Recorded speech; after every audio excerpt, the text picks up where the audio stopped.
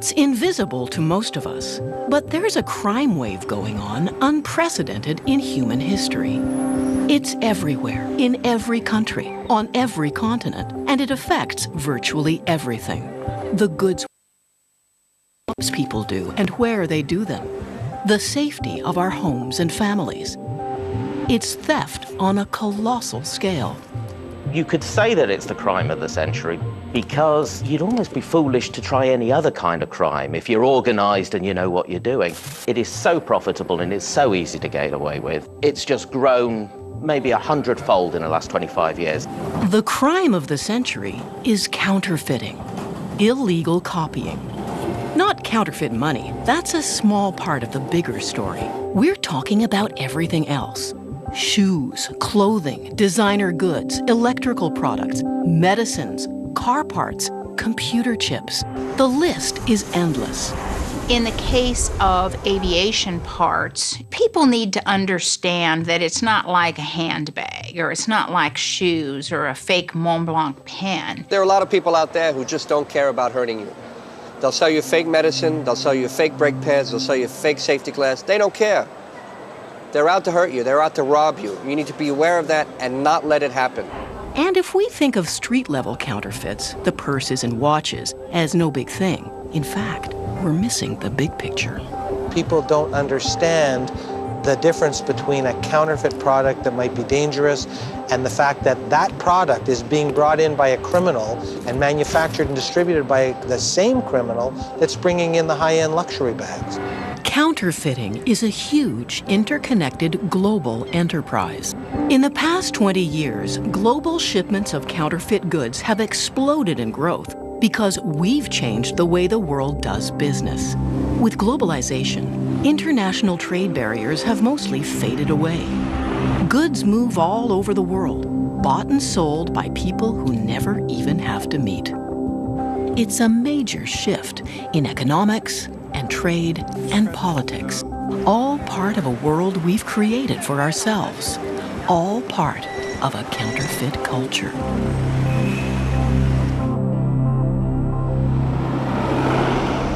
It's just mushroomed. It's grown out of all proportion to what it used to be. And this is a scary version of capitalism, which just shows how things can get out of control before we realize what's happened.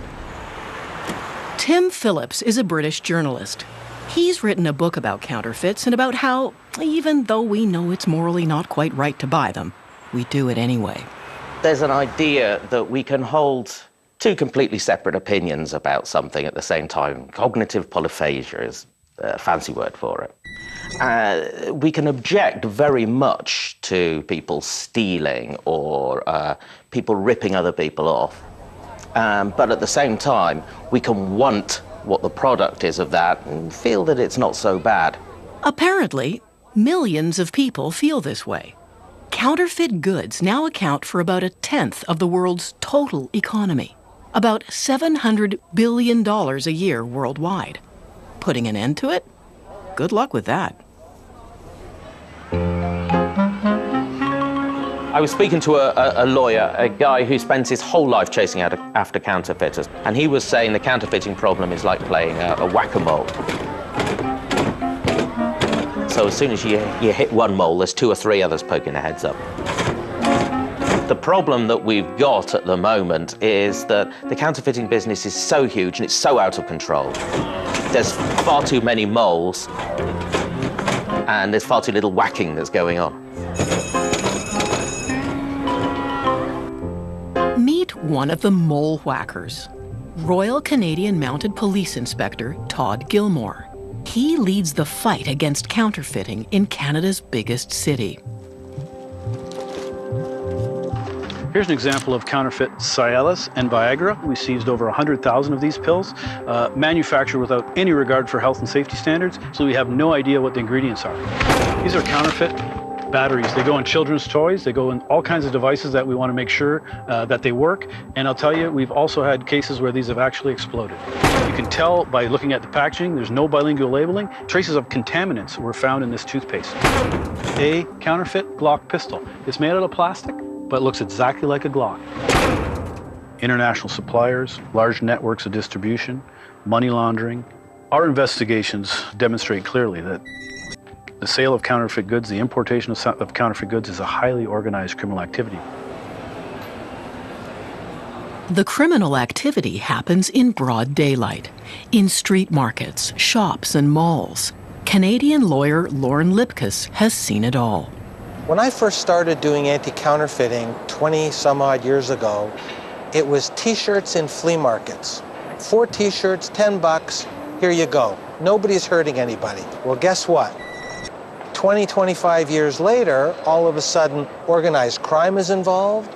All of a sudden, we have forced labor, child labor. We have people spending millions of dollars to bring counterfeit into countries like Canada and making people believe that it's authentic. With a researcher carrying a hidden camera, Lipkus goes shopping for counterfeits at the biggest indoor Asian mall in Canada. He's done this before, many times, on behalf of clients whose goods are being counterfeited. First up, a charger for his iPhone. You have the iPad there? No. Because this way I can charge both. There you can charge both too. This will charge your iPad? Yeah, it's charged a little slower, that's it. Really? Yeah. That's the one from That's Apple? right. Yeah. Next, a pair of Ray-Ban sunglasses. Let her try them on. You can try. No, but this way, just try it on and then... Yeah, I mean, you can have this one because you try. So Ray-Ban, $40. Are those the real ones or the knockoff? They're not the real ones. The real one, more than 200, that's pink. The potential problem here is that real Ray-Bans offer UV protection for the eyes. The counterfeits? Maybe not. Funnily enough, while the salesperson has no qualms at all about selling counterfeit sunglasses, she is concerned about counterfeit money. Yeah, why isn't it okay? On a regular basis, Customs in Canada is allowing counterfeit goods that they know are counterfeit to enter the marketplace in Canada because they just don't have a mandate and don't have the resources to deal with this product. Even something as innocent as a child's toy can be questionable. Lipkus knows of Angry Birds toys just like this one that were stuffed with potentially dangerous materials. You sell a lot of these? Yeah. 15 minutes later, the shopping is done. Okay, so what it was... It doesn't say Apple Japan, A-P-P-L-E.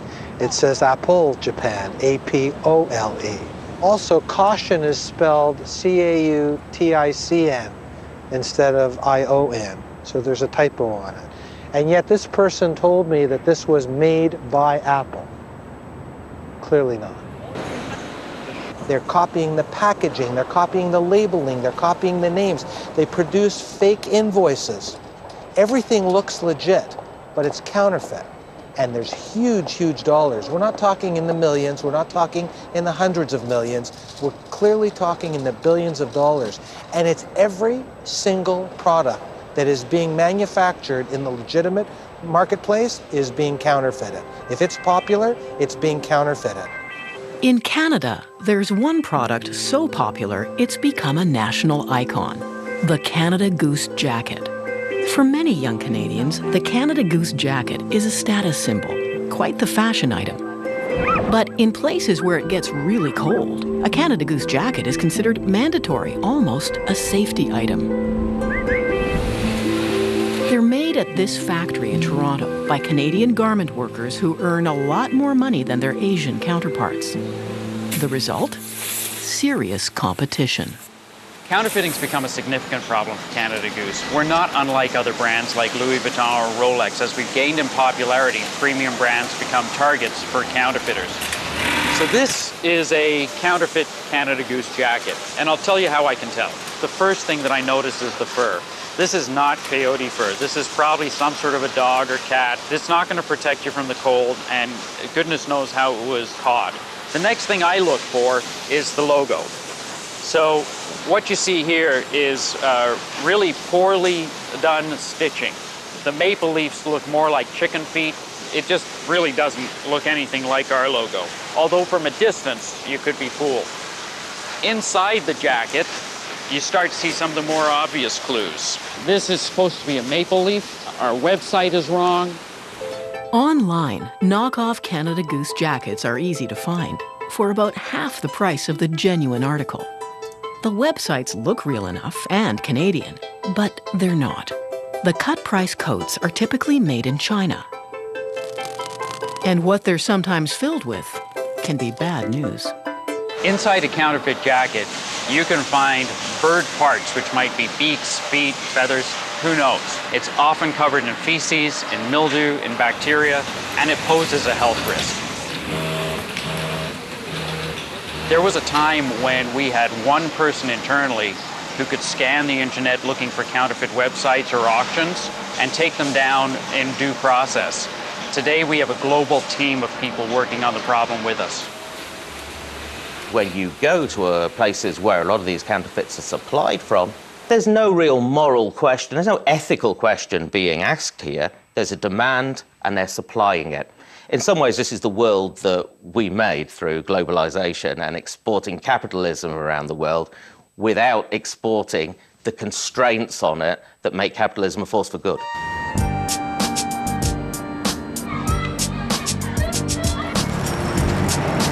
Lacoste is one of France's best-known clothing brands, famous for its iconic crocodile logo. Meet one of the family, Philippe Lacoste. He's on the board of directors of one of Paris's most unusual museums. It's called the Museum of Counterfeiting. Here you'll find one of the world's best collections of fake products.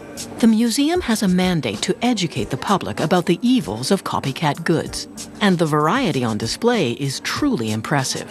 Foods, building materials, automobile parts, toys, kitchen gadgets, condoms, even counterfeits of Lacoste's famous logo. And there's history, too. Before people started putting alcohol in bottles, the Romans used ceramic vessels called amphorae. 2,000 years ago, this represented a business opportunity for an unscrupulous merchant. You have a genuine amphora stopper and a fake one. A guy who was producing wine and who was trying to claim that he was manufacturing the same wine as this producer was. Counterfeiting is called the second oldest profession as a joke by intellectual property lawyers. And it has been around for thousands of years. Holy Roman Empire, Charles V in the 16th century, people who were making counterfeit tapestries, he was having their hands chopped off. Not a big problem these days, counterfeit tapestry. And Charles IX of France, he instituted the death penalty. Many counterfeiters through the years have been put to death for what they've been doing.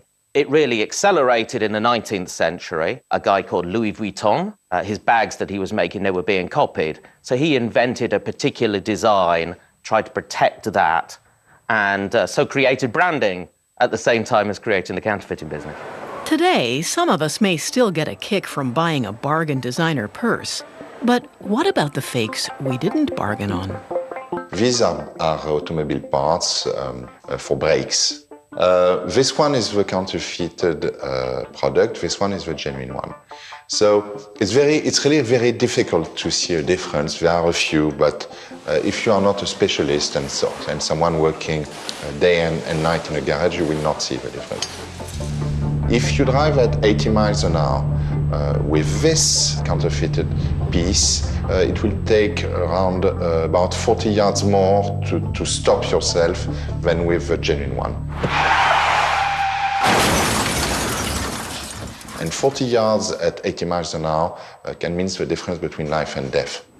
Real brake pads are made from ceramics and metals. The counterfeits are too, but they've also been found containing sawdust and dried grass. Fake car parts exposes this doublethink that we do because we like counterfeits when it means we think we're getting a bargain, and we like to be experts on, oh, that's not a real Rolex. You can tell because of the way the second hand's moving. No one knows what a real brake pad looks like compared to a fake brake pad, and we don't make the choice. No one shows them to us in the garage before they're stuck onto our car. And so that's taken out of our hands, at which point we throw our hands up and say, oh my God, this is terrible. How can people do this to us? Well, this is the world we made for ourselves. We have to deal with the world we made for ourselves. And that involves the fake Rolexes and the fake car parts because they're coming from the same people. So, where are these people? Counterfeiting is a global industry. But the fact is that almost 3/4 of the world's counterfeit goods come from one country, China.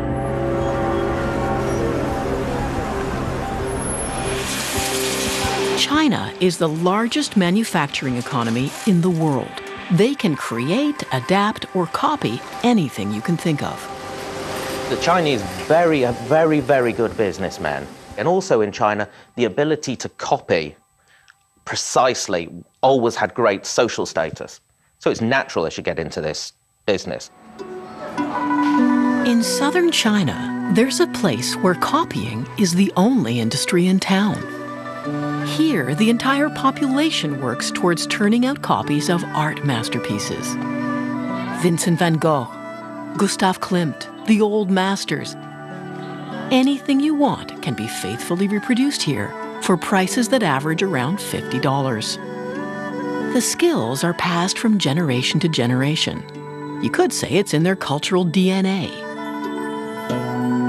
Chinese calligraphy is an ancient discipline, an art that takes years of study, copying the work of past masters.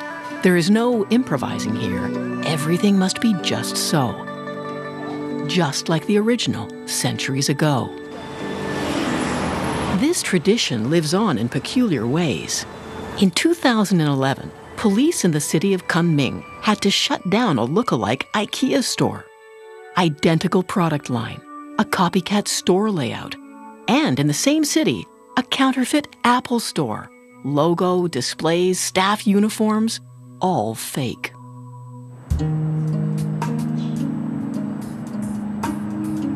Western-style consumer goods are in huge demand in China.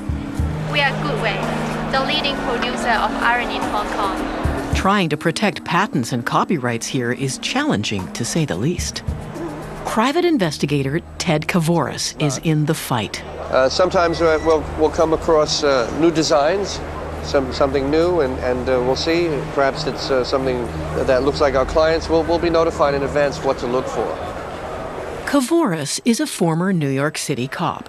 Now he lives in Hong Kong, and he runs a security company that specializes in intellectual property theft and counterfeit goods.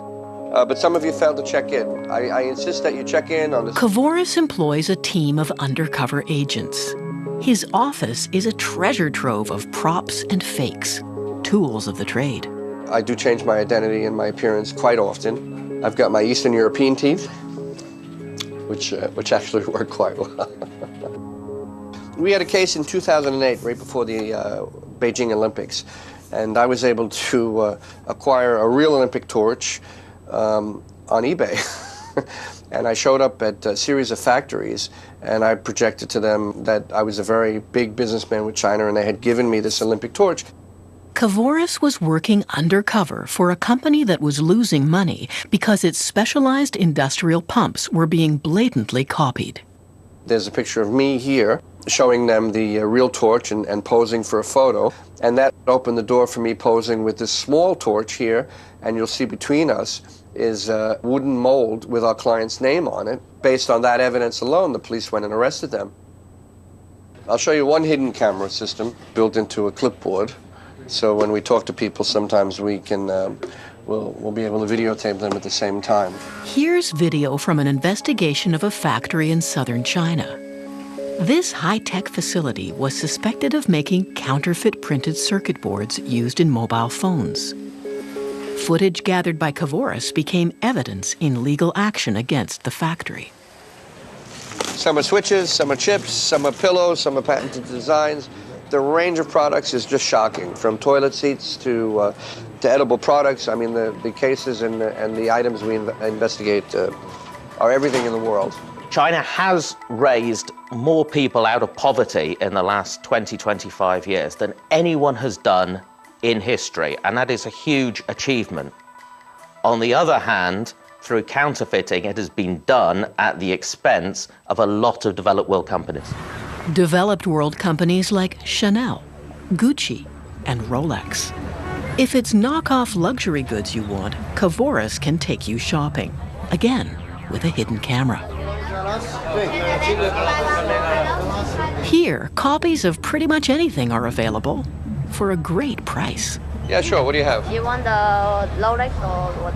I want the copy Rolex like this. For lady? The fakes come and go by the bagful. Watches, leather goods, wallets, purses, Louis Vuitton, Montblanc. Exact copies of any brand name you want. Check out the catalogs, custom order your counterfeit.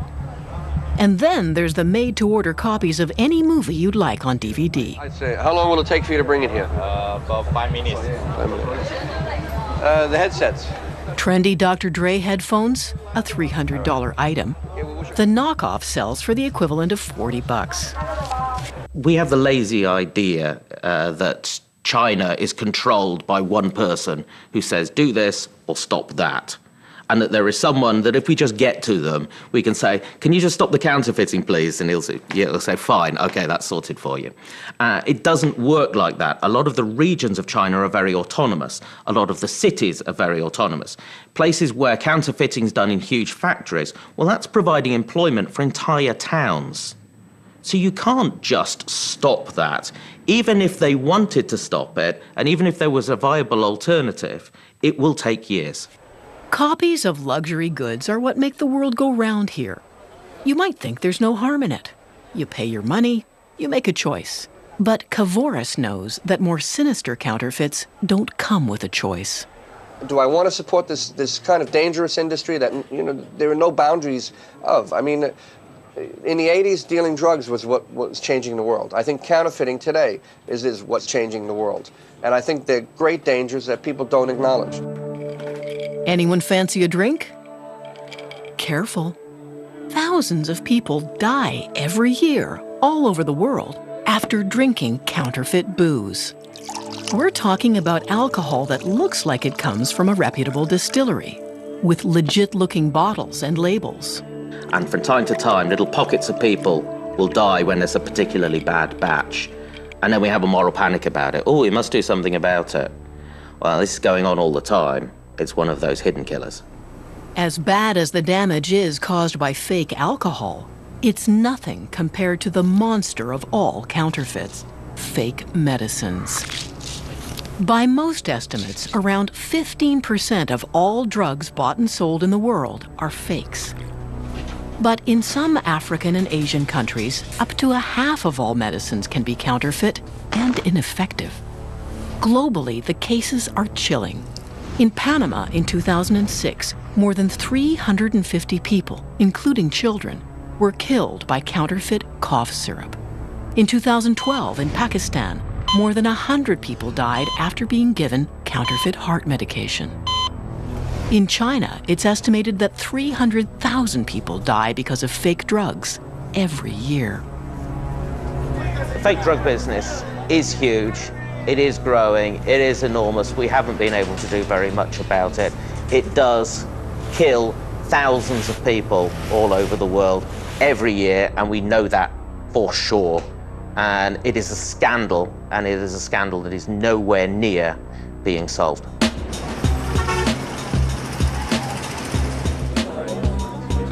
At this pharmaceuticals conference in Philadelphia, they are all about looking for solutions. Push the button, and it beeps and says authentic. New packaging ideas and high-tech verification codes are being tried. Anything to make life more difficult for the counterfeiter.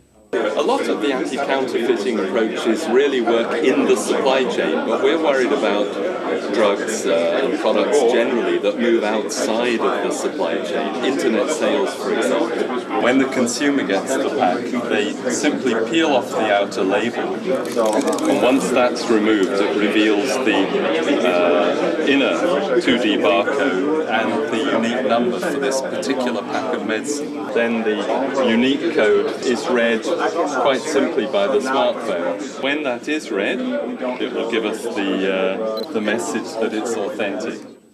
The pharmaceutical industry has been criticized for being reluctant to talk about counterfeit drugs. The industry says that, in general, publicity about fake medicines erodes public confidence. But that attitude may be changing. I think we'd be better served as an industry, as a population, if the industry spokes group, such as pharma, would make television commercials for the consumer to understand that it's quite likely that the medication they're buying from a no-name pharmacy from someplace outside of the United States is likely to be fake, that they really are putting their own lives at risk. There were 6 legislative recommendations when it came to pharmaceutical crime. Rich Halverson is a unit chief with the U.S. Department of Homeland Security. Counterfeit medicines can be found anywhere in the world, and we have seized them everywhere around the world. We have seen counterfeit malarials in Africa and in Asia, but in Europe, where we saw one of the largest recalls of counterfeit drugs took place in the UK. And those were heart cancer and antidepressants that were recalled. In the United States, we have seen counterfeit drugs. Counterfeit Viagra, Cialis, heart medicine, cancer medicine, antidepressants. It's not simply one problem for one part of the world, but it's a global problem and it requires a global response.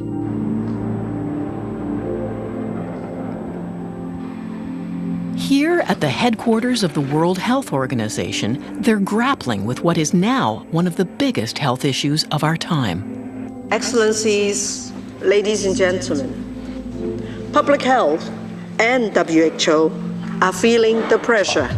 Hey, my brothers and sisters, we have a big problem here. This video was created by Interpol. It features some of Africa's biggest music stars, part of a huge public awareness campaign about fake medicines. The supply chain in the developing world is very loose. It's not very well regulated because, of course, a lot of drugs are sold in markets and through small street vendors, hawkers on buses, those sort of things. So it's the easiest thing in the world to get fake drugs to market there. But counterfeit drugs are not confined to the developing world. Using the internet, people are buying, selling, and shipping medicines all over the planet.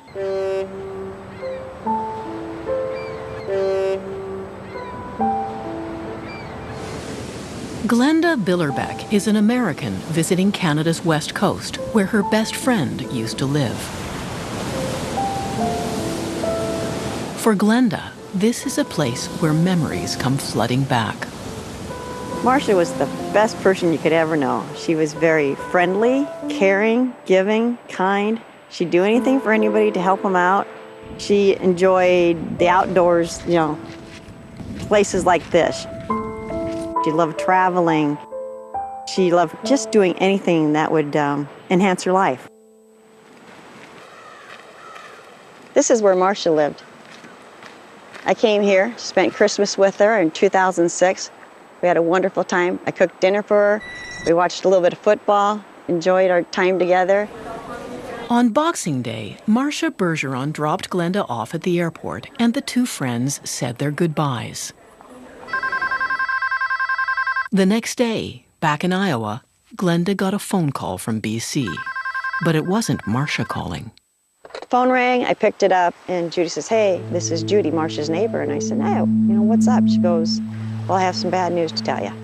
She said, "I found Marcia dead yesterday." She goes, "She was lying in her bed, all curled up. We don't know what happened. The coroner's here, and he would like to talk to you." These are photos taken by the coroner's office. Marcia Bergeron had died at the age of 58, and it wasn't obvious why. One clue? On the bedside table, some medications, which, it turned out, Marcia had bought online. She would order a lot of things on the internet, washer and dryer, her furniture. She lived on an island. It was just easier to have everything, just shipped to you. Easier, but far more dangerous. Meet Barb McClintock, who works with the local coroner's service. In her world, the Bergeron case became a mystery to be solved. When the pathologist went to do the autopsy a few days later, he found that Marcia's skin color had changed very drastically since she came to the hospital and had been in their morgue. And the best description we could ever give it was that her skin had become kind of a greenish purple. was a very odd color. It wasn't a color the pathologist had ever seen before. Something very odd was going on here. We didn't know what, but we knew it was something very odd. The investigators quickly zeroed in on the drugs that Marcia had taken, painkillers and sleeping tablets. So we have actually kept the samples of all these pills simply because it was such an interesting case. They're just plain little white caplets, and they don't have any stamping of the amount, the strength of them, or the drug manufacturer's name or anything. There were 3 different medications in all. No one knows how long Marcia had been taking them, but all of them were contaminated with things that, in high enough doses, can kill. For example, a whole lot of strontium in them, and strontium is a radioactive element that really you shouldn't expose yourself to at all. Chromium, manganese, cobalt, gallium, arsenic, selenium, molybdenum, the list just goes on. And virtually all of them were much higher than they should be, but some of them were particularly toxic, like the aluminum and the strontium and uranium. The investigation team determined that Marcia had shopped on a site called Pharmacy Express, one of hundreds of sites that sell drugs and medications. They make them look like really good, very often, interestingly, Canadian sites, because Canadian pharmacies actually have a great reputation. And so a lot of these sites, like the one that Marcia brought her drugs off, looks as though it's an authentic Canadian pharmacy, where in fact it's run by scammers from far corners of the world, and it doesn't seem to be very controllable. No matter what you do, or how you think about it, this is murder. These people selling these pills over the internet. And what the U.S. authorities think happened was that the site of the factory where they manufactured these were near the site of a mine tailings heap in India, where they had been doing some metal mining, and that in fact the folks in India probably just went and basically gathered up free buckets of the powdery dust left over from the mine and used it as their filler. And that was probably what caused the poisoning of Marcia. Investigators believe that the mastermind behind Marcia's online pharmacy was Leo Kuvayev, a Russian living in the United States. He's in jail now for sex crimes, but others have stepped in, and the online fake pharmacy business is booming and lethal. And if you think you're safe by simply avoiding online pharmacies, events in 2012 proved otherwise. We were surprised on Tuesday when the FDA warned doctors about a fake chemotherapy drug. It was big news when a counterfeit version of a cancer drug, Avastin, was found in U.S. cancer clinics and hospitals, ready to be injected into patients. There's a general feel amongst the population that if I go to my local drugstore or if I go to my cancer treatment center, that I'm getting the very best.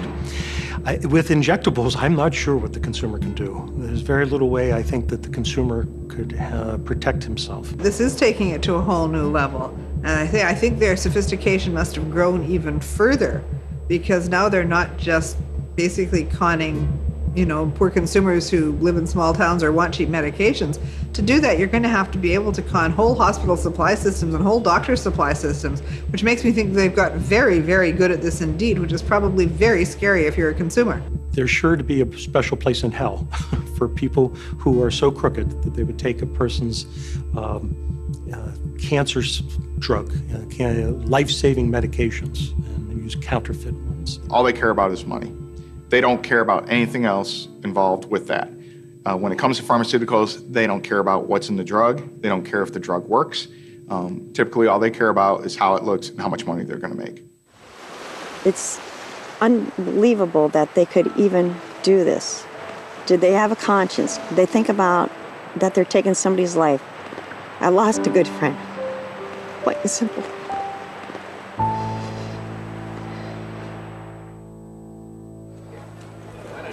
Of all the places we might run into a counterfeit product, there is one place no one would ever want to. As improbable as it might sound, airplanes have for decades been a profit center for counterfeiters.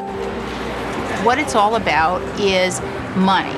Somebody is giving you a counterfeit part to save money.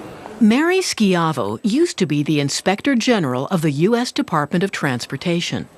In the 1990s in Washington, she locked horns with the Federal Aviation Authority. We have had some very strange action come out of the FAA. I've been a lawyer for 15 years and law enforcement for about 12, and frankly, I have never seen anything like it. We met a lot of resistance on investigating counterfeit parts. The industry didn't want us to focus on it, and our government didn't want us to focus on it because it was an expense that they said, and they actually said this in writing, it was an expense that the airlines couldn't afford at the time. We assume that an airliner is like a television. It just exists as one unit. And that's not the case. They're regularly being stripped down and refitted. Every part in them has a time during which it is safe, and then after that has to be thrown away. The problem comes when those parts that are taken off are not disposed of. They find their way back into the supply chain somehow. People are always surprised because, and I've heard this thousands of times, they say, well, they wouldn't let it fly unless it was safe. And I always say, well, who's they? And they say, the government. But the government can't do it. Like I said, there are less than 4,000 inspectors, and there are tens of thousands of aircraft all over the world. Schiavo's team pursued the problem with no holds barred. One of the investigations we were working concerned helicopter parts, and they were counterfeit, and we found that those parts had made their way onto the president's helicopter, which is called Marine One. And people became believers at that point. If counterfeit parts can make it onto the president's helicopter, how bad is it? Well, it's worse than that, because as we went on, we were then doing some investigations concerning parts that were headed for 747s. Yes, indeed, those parts were also destined for Air Force One. For example, we've got right in front here a counterfeit nose wheel. The problem was everywhere, proven by Schiavo's politically unpopular investigations. But the best one that we did is we turned the tables on our own United States of America's Federal Aviation Administration. They have planes and they have parts bins. So we went and audited the FAA's own parts bins. 39% of the Federal Aviation Administration of the United States of America's own parts were counterfeit. While refits and maintenance overhauls are a potential source of counterfeit parts, they're not the only source. American Airlines discovered this the hard way on a plane that was just 4 years old. One of the most shocking examples of how the fake parts business works for aircraft was when AA965 crashed in Colombia in 1995.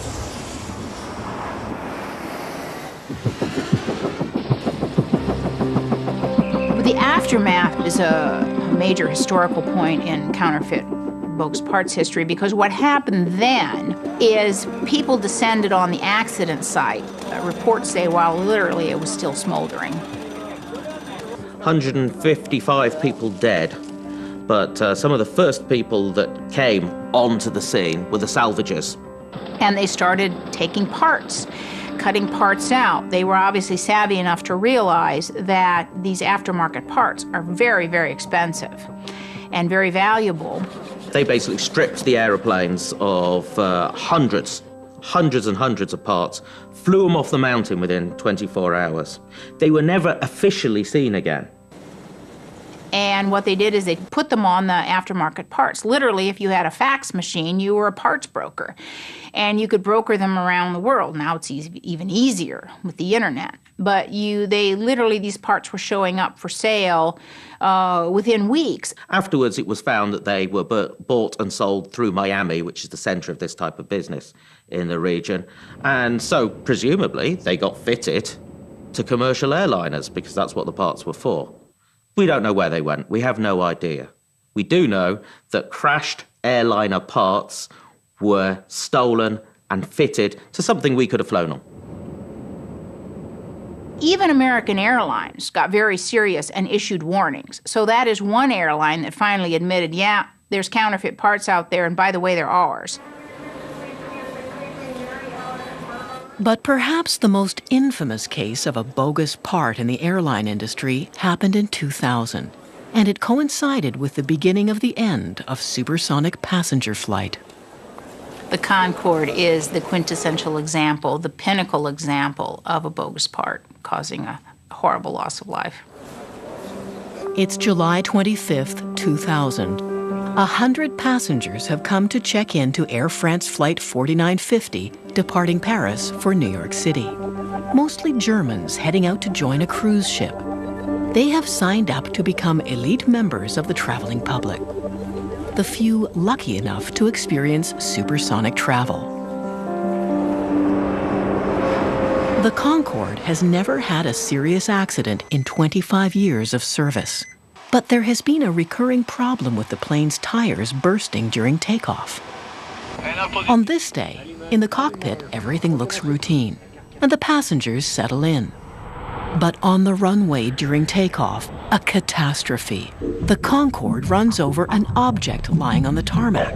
A tire bursts, slamming rubber into the wing, where the fuel tanks are located. There's a point where you cannot stop. You must go. And they learned that they were on fire after that point. This is video of the Concorde's last moments, shot from the cab of a passing truck. Just 90 seconds after takeoff, Concorde crashed into a small hotel. More than 100 people lost their lives, and investigators went looking for the reasons. In the airline business, we don't talk about fake parts, we talk about suspected, unapproved parts, unauthorized parts. They got into the supply chain through a non-official way. They found the part that cut the tire. And the part that cut the tire that set off this horrible chain reaction was a part that had fallen off from a U.S. airliner, a Continental plane. And it was just a little piece of metal, didn't look like much of anything. But they were able to find, by placing the part in the pieces of the tire that had been cut off and left on the runway, and it matched. And so they were able to tell that this part started this horrible chain of events. The metal strip was a replacement part from the DC-10's engine cowling. But it didn't come from the plane's manufacturer. A Continental Airlines mechanic had fabricated it and tried repeatedly to rivet it to the plane. Photos taken by the crash investigator show a haphazard row of rivet holes, evidence of repeated attempts to attach a non-authorized part. So, criminal or not, who's to say? The FAA in the end will say it wasn't criminal. But it certainly caused the downing of the plane. So a bogus part brought down the Concorde. We have to give credit to the airline industry. It has done a lot to make this business safer. It has put a lot of effort into this because it's obviously not in their interests to have any aircraft crashing for any reason at all. But we still don't know, and there is no one that would claim that there are no fake parts around. In fact, it might be harder than ever to track the parts supply because of the way the maintenance industry has changed. These days, to save money, many airlines fly their planes to foreign countries for maintenance and repair. We have lost control, and not just us. All aviation nations have. You've lost control of the A to Z process. There are parts now that are beyond your inspection control, beyond your manufacturing control, and beyond your maintenance control. And that has happened in the last 2 decades. And that's modern aviation because by intent and definition, aviation has no national boundaries. And the future of aviation could be great because everybody in the world can fly now, or it could be very dangerous because if you don't have a national boundary, who's going to lay down the law? The problem of counterfeit electronic parts in the defense supply chain is more serious than most people realize. In 2012, after a year-long investigation, the Senate Armed Services Committee in Washington dropped a political bombshell. The U.S. military supply chain, the committee reported, is riddled with counterfeits. 1,800 cases were uncovered involving more than 1 million bogus parts. We had example after example of weapon systems that had counterfeit parts in them, The examples were shocking. Sophisticated fighter jets, Hellfire missiles, transport planes, even top-secret unmanned surveillance aircraft all had counterfeit parts installed. The problem began in the mid-1990s, when the Pentagon was looking for a way to cut costs. Instead of buying directly from manufacturers, the military began doing business with privately owned parts brokers, including suppliers of computer chips. The thing about counterfeit or used chips is there's no way of knowing how long they will last before they fail. Not very reassuring when you're heading into combat. There are counterfeit chips being brought in to the United States. True story. A case out of Houston, Texas. A father-son were buying chips off eBay for $25 a piece. And their goal was to take these $25 chips, put them into counterfeit packaging, and then sell them to the U.S. military for $625 a piece. And that was to fulfill a military contract for equipment to go into field radios being used by the Marines when they were fighting over in Iraq. In some specific cases, the recent Senate investigations led back here, the southern Chinese city of Shenzhen. This has become the place where the world comes to shop for bargain electronics. In the city center, multi-story outlets are booming. So here we have multiple floors of chip traders and brokers. Private investigator Ted Kavoris has checked out this mall several times. It's packed with all kinds of electronics, new and used.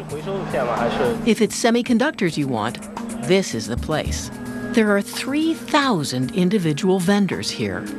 One of them shows Kavoris what certainly look like brand new chips. Unless you're an expert, it can be difficult to tell a new chip from a cleaned-up, recycled one.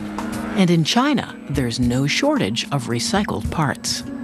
What is going on here is that electronic waste, which is shipped from the United States and the rest of the world, mainly to China, is then disassembled by hand, washed in dirty rivers, dried on city sidewalks, sanded down to remove part numbers and other marks that would indicate its quality or performance. It's amazing how far the counterfeiters, particularly in China, are willing to go. The problem is not China.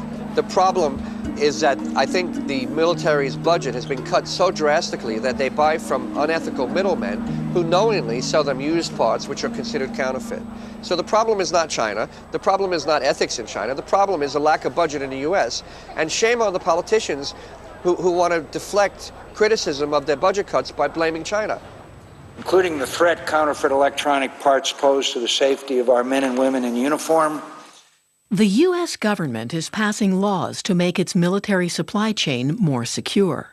But most countries, including Canada, take the official position that their armed forces have no problems with counterfeits. But the problems keep coming.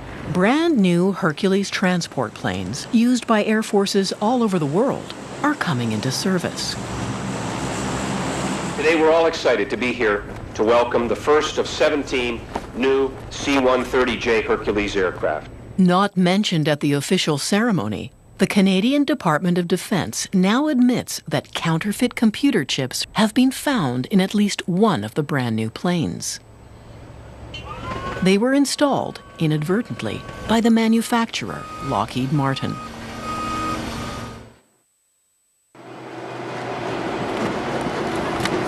Royal Canadian Mounted Police Inspector Todd Gilmore is ending his day at the shredding plant. If you are purchasing counterfeit goods, you are fueling organized criminal activity, putting your family in danger, and harming legitimate Canadian businesses. Would you allow criminals to put counterfeit goods in your home?